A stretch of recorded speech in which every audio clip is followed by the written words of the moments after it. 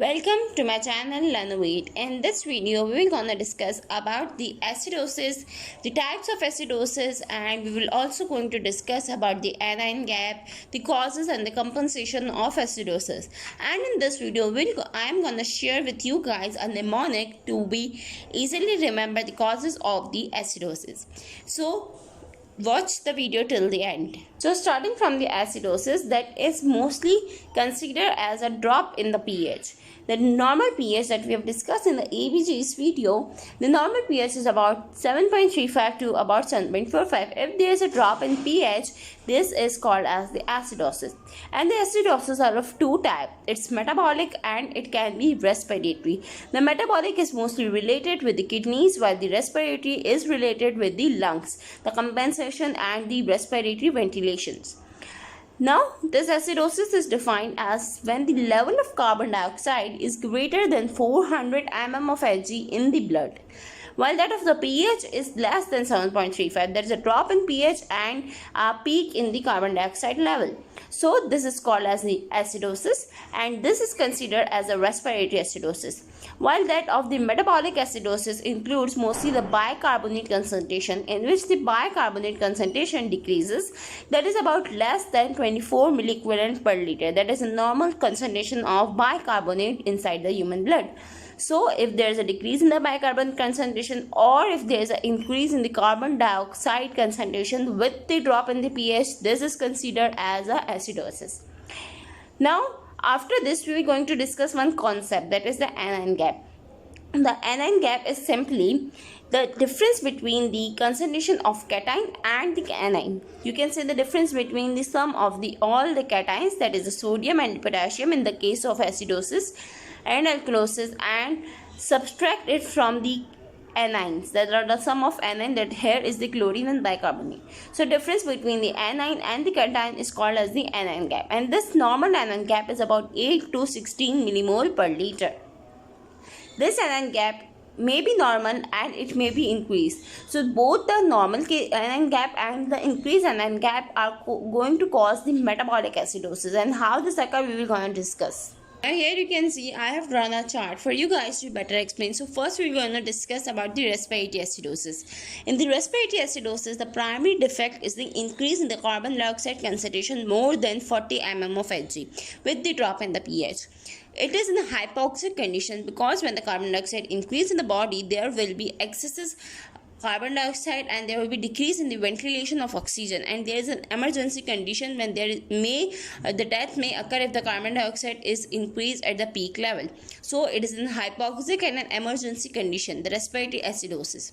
The causes of the respiratory acidosis includes major the hypoventilation, that is the decrease in the ventilation or decrease in the gases exchange.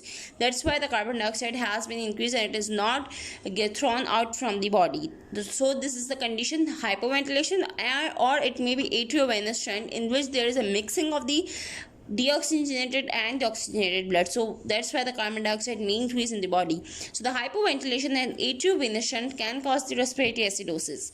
The compensation, that is a correction of this respiratory acidosis, is occurred by the kidneys, and they will gonna to increase the oxygen concentration, they will gonna to decrease the hydrogen ion concentration, and ultimately they will gonna to compensate the respiratory acidosis. While the treatment is according to the cause, that is a hypoventilation, the treatment will be given, that is a hyperventilation. You can increase the breathing rate of the patient, while the treatment for the atriovenous shunt is surgery or any other type of treatment that is related to the symptom. Now coming to the metabolic acidosis. Now here the metabolic acidosis is the primary defect in the bicarbonate concentration that I have discussed earlier. So drop in bicarbonate concentration with the drop in the pH is termed as the metabolic acidosis. This metabolic acidosis can be because of increased or the normal anion gap, that is the difference between the cations and the anion. The anion gap can be normal, cause the metabolic acidosis, and anion gap may be increased, cause the metabolic acidosis because of the organic causes. So there's difference in the symptoms of the increased anion gap of normal anion gap, but they both causes the metabolic acidosis. So the causes of metabolic acidosis are learned by a mnemonic that we use is the MUD-PALS, and I'm gonna show you what is the full forms of these mnemonic. Now, the mud pans for the MUDPILES. M is the methanol poisoning. That is a methanol or ethanol may cause poisoning.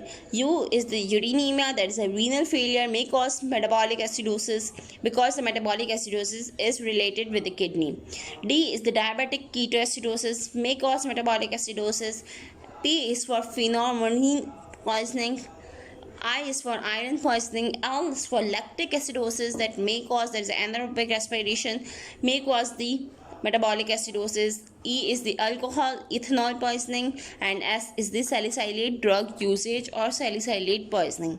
So all of these causes may cause the metabolic acidosis, but these are mostly the causes related with the increased anion gap. Some of the other causes here you can see I have written are because of the normal anion gap. They also cause the metabolic acidosis. These symptoms, these causes include the diarrhea, the bowel fistula, the adrenal insufficiency, and the increased hydrogen ion concentration or the increased acid intake, that is HCl intake.